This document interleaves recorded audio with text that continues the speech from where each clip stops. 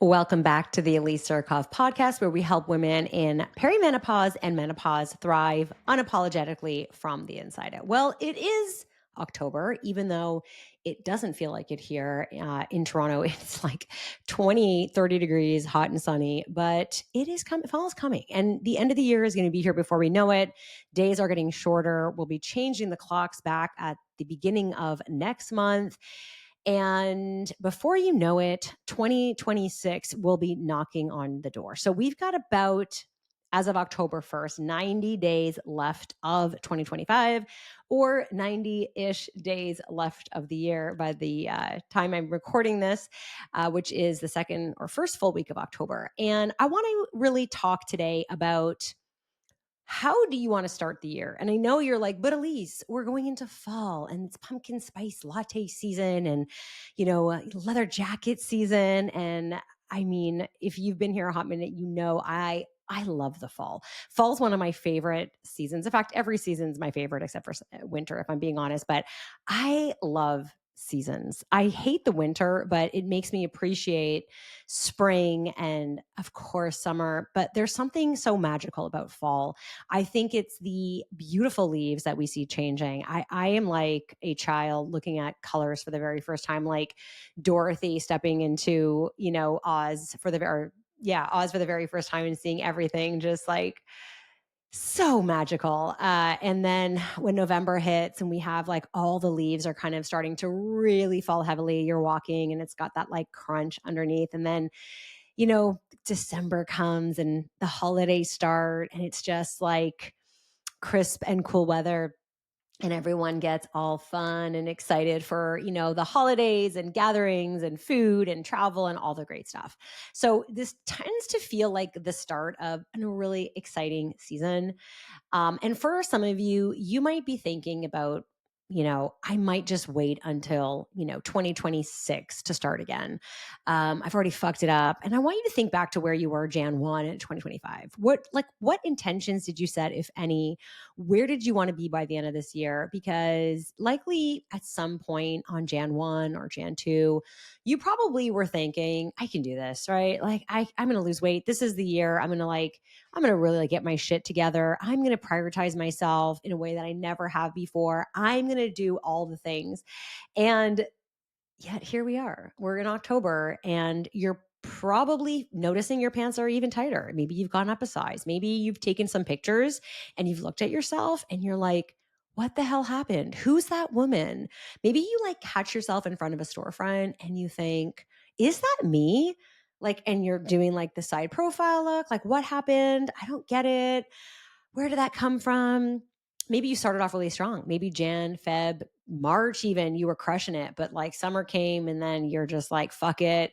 September came, you tried to like rein it back in. And now October, you're just like, you know what, fuck it. I want you to remember that there are still 90-ish days left of the year. And this is the most amazing opportunity to self-reflect and really make those changes. And the only way you can do that is to have a conversation with your higher self. So I'm going to get a little woo-woo here, but I know that I do meditation every morning, and one of the things that I try to connect to is energy. I love connecting to energy, but my own energy as my higher self. So like I do this in business too, is, if I want to make a decision, I was like, hey, let me talk to my higher self. My higher self is literally standing above me and she knows the trajectory. And so I'm like, hey, is this a good decision? Yes or no? Is this a stupid idea? Yes or no? How do I want to show up as a mom? How do I want to show up as a leader, as a wife, as a friend, as a daughter, as a sister, as all the things? And I kind of tap into my higher self. So I want you to kind of think about tapping into that higher self or the version of you on Jan 1, 2026. Where are you going to be when you wake up in the morning and you put your feet down on the ground? How do you want to feel? Really, like, how do you want to feel? Because how you want to feel on Jan 1 is going to be determined by what you do today until the end of the year. So in 90 days, you can change the trajectory of how you're going to put your feet on the ground on Jan 1. So maybe last January, you put your feet on the ground and you're like fuck it. Today's the day. I'm putting on my sneakers. I'm going to start walking every day. I'm going to start doing, the Peloton app like I said I would. I'm going to go to that F45 class. I'm going to invest in the coach. I'm going to start listening to shit I need to understand more about hormones. Like, where were you? Or were you just like, I can't fucking fit into my pants. I hate this feeling. I know for me, when I made my change, it was December 26, 2019, where I was so uncomfortable. I had drank a lot. I had partied a lot. I was with my kids. I was with other families. And I was like, I hate this version of me. I'm not comfortable. I have to go up a pant size again. I feel fluffy and I'm done feeling this way. And I thought, a year from now, next holiday, next Jan 1, I don't want to start again. I felt this way on Mondays too. I was just sick and tired of starting over. And maybe you feel like that on a smaller scale. Maybe like Mondays, you're feeling like, great, I'm going to kill it. I'm going to crush it. My breakfast was amazing. I had like salad for lunch. I'm crushing it. Then comes like Wednesday and Thursday and you're like, fuck it. And then you're just like, oh, fuck, I already fucked up. Well, you know what? I might as well just like enjoy it because like on Monday, I'm going to start again until you get so tired of starting over. And for me, like I always say this, but it took me 4 years to stop eating like an asshole on the weekends. That's how long it took me to undo the habit that I had done for the last like 43, 44 years at the time.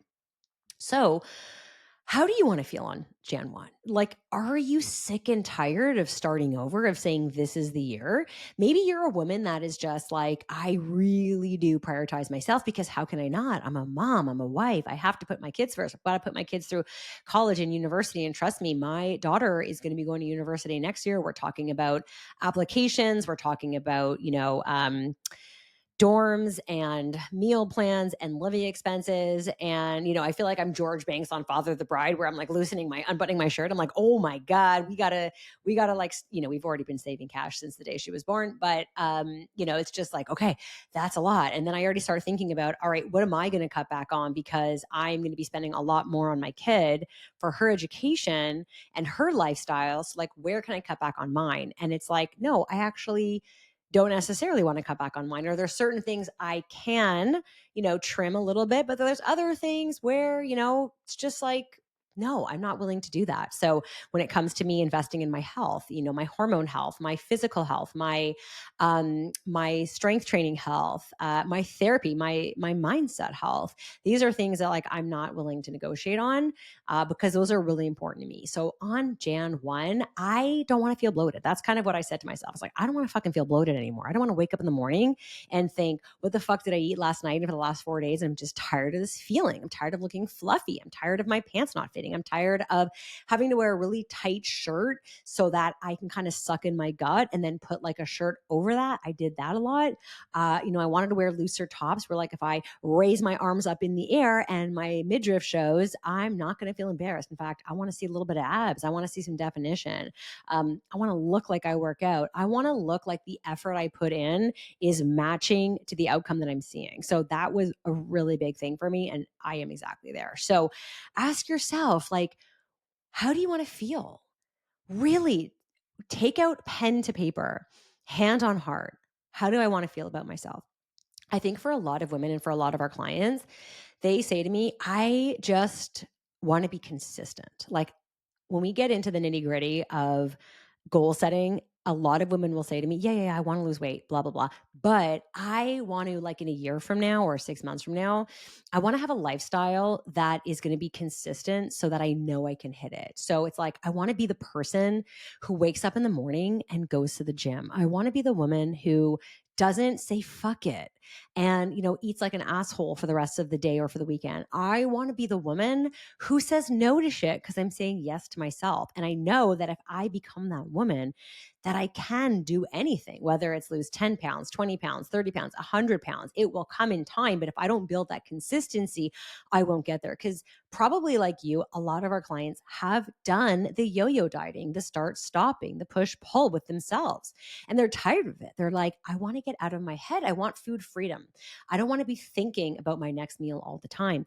I don't want to be thinking about when I get invited out, can I quote unquote afford to eat out again because I feel fat and I just don't feel like I quote unquote deserve to eat out again. I want to be able to not be obsessed with being a smaller version of myself. If I want to lose 15 pounds, but I mean, if I'm going to lose 10 and hold on to the last 5 because hormonally that's what my body needs, like I want to like get over it because like I have so much living to do. And I think that's the beauty of being in this stage of life, this midlife, beautiful stage, is that we really like let go of all the bullshit that we've held on to in our 20s and 30s and most of our 40s, of being this like smaller version of ourselves. For what?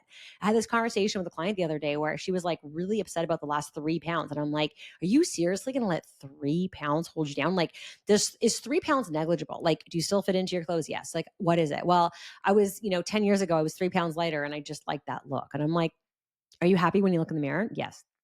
Do you feel comfortable in your clothes? Yes. Okay. We could all quote unquote be a smaller version of ourselves, but do you want to do what's necessary in order to get there? So like for me, I could be 10 pounds lighter. Well, maybe not. I could be like 8 pounds lighter if I just stopped eating chips, French fries, ice cream with my kids, like all those little things. So if I really shaved off the last 10 to 20% of like that loose part of my diet, I could easily take that weight off. And I say easily because when I do kind of go into a cut, I'm 100% in and I will drop weight, but I don't want to.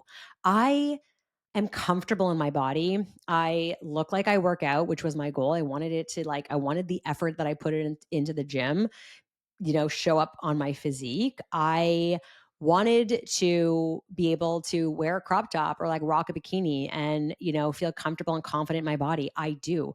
I want to feel strong. Like I want to walk into a room and think like, I'm fucking strong. I'm the strongest fucking fucker there is in this room. Like, I feel that way. So do I need to be a size smaller? No, because my clothes fit me really nicely. In fact, they're pretty comfortable.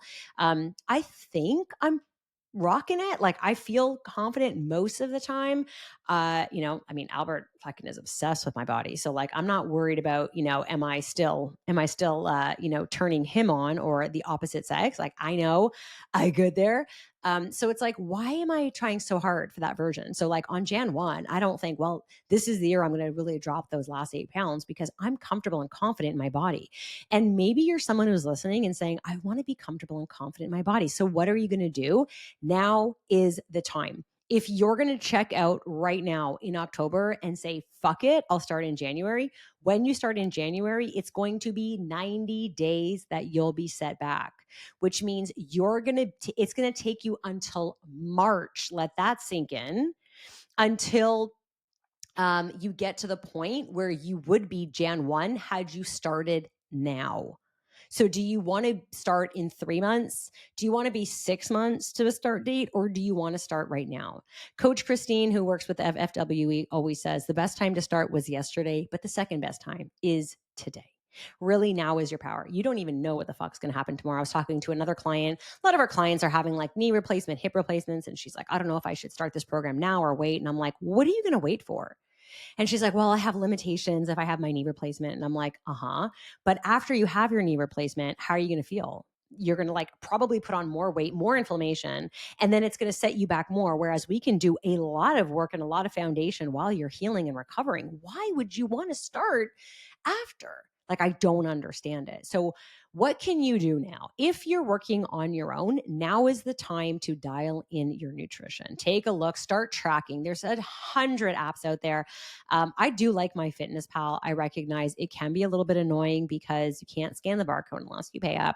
They're all kind of like that. The free version is going to kind of give you more options. I do like macros first. I think for a free version, it's really great. When I am tracking, I personally like Chronometer, but I am someone who likes a lot of data, and that is very data heavy. So if you're someone who doesn't love a lot of data, I think MyFitnessPal is just fine. But whatever app you're looking at, like it's fine. As long as you're tracking your calories, your macros, all that, you're good. Okay. If you want help in like how to do that, I'll drop the link to my macro guide and it will give you a rough estimate with my macro calculator of where you need to be. So you're going to want to try to figure out what your maintenance calories are, which means how much do you need to eat in order to maintain your weight right now? before you say to me, but I don't want to be my weight right now. I'm like, I know. So in order to maintain your weight right now, you might have to be at like 2,700 calories. And then you're going to say, there's no fucking way I'm eating that much. And I'm like, yeah, the fuck there is. Because if you're around me, I could fucking eat a bag of popcorners from Costco and nail that fucker back in 20 minutes, 1,000 calories, no fucking problem. And I'm 5'1", 125 pounds. Okay. So like if I can do it, trust me when I say you can eat 3,000 calories, like no one's business. So you're going to want to find your maintenance calories, and then you're going to want to set that deficit for yourself. So a lot of people will be like 15 to 20% is a great cut. It is if you have a significant amount of weight to lose. If you're someone that has like 10 to 20, 30 pounds to lose, I wouldn't go that aggressive. In fact, I kind of look at it like blood sugar regulation. It's like, can you stick to a deficit at all? And then if you can always titrate it. So it's like start with 8 to 10% of a deficit. So take that maintenance calories and minus 8 to 10%. Those will be your maintenance calories. And that's kind of where you're going to want to start. Now, if it's too aggressive, you can always just add a little bit, because even if you're only cutting back, let's say 200-300 calories a day, you might say, well, that's not enough. But then I can say, right, so you're not going to really feel it, right? You might not be starving off that. If you drop off 800 calories or 1,000 calories, you slash, you're going to be starving. You're not going to sustain it. And guess what's going to happen? By November 1, you're going to say, fuck it. And then Jan 1, you're going to be up 10 pounds. I can guarantee that to you. Okay. So number one, can you dial things back a little bit? This is also a great time to dial in training or nailing habits down so that Jan 1, you have them already banked. Okay, this is the best time to implement, especially because it's going to get harder and harder. If you're like me and you get up in the morning and you do a workout, you know it's already dark as fuck out there, and we're not going to see that morning sunshine until probably April or May at best. All right, so just get used to it. Get used to that colder weather. I know for me, like I'm in Toronto.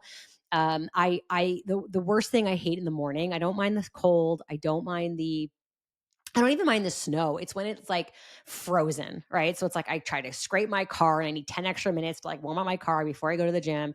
It's just like, I hate that, but it's already like, okay, that's going to happen. So like, what resistance are you going to come up to? So is it like, I love walking outside, but I won't walk outside anymore once it gets dark or once it gets cold? What the fuck are you going to do? Because winter's coming. Where are you going to go? What is your backup plan? Start planning and implementing that now, because Jan 1 comes, we want to have that into place.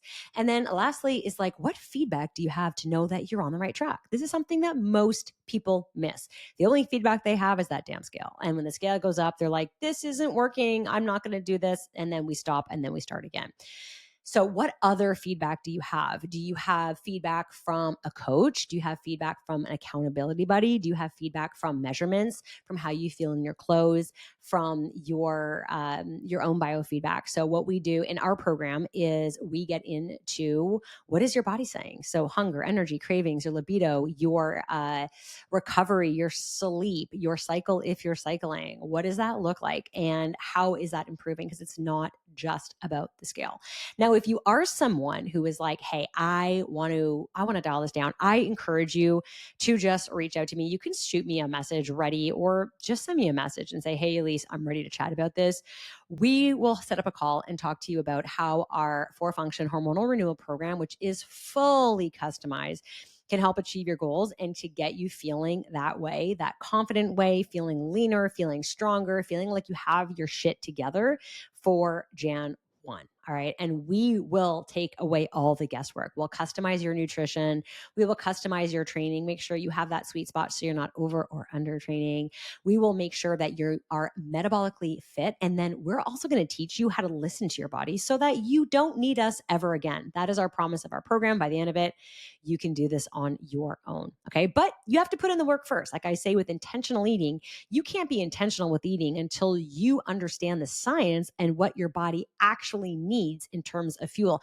Then you can go into intuitive eating, because intuitive eating is like, well, I'm fucking hungry, so I'm going to eat. Well, how are you going to know when to stop? Because you're biologically designed to overeat. So you're like, I'm going to stop when I'm full. I'm going to stop when I'm satiated. That's pretty subjective. So let's get objective. If you're sick and tired of starting over, it is time to put your money where your mouth is and invest in yourself. And don't worry, because I put my money where my mouth is. So if we don't get you results by the end of those 30 days, I will give you a full fucking refund. And you have my word on that. All right, 90-ish days. What are you going to do with it? I'd love to know. Send me a message, tag me on social, let me know. I want to cheer you on And I will see you on the next one.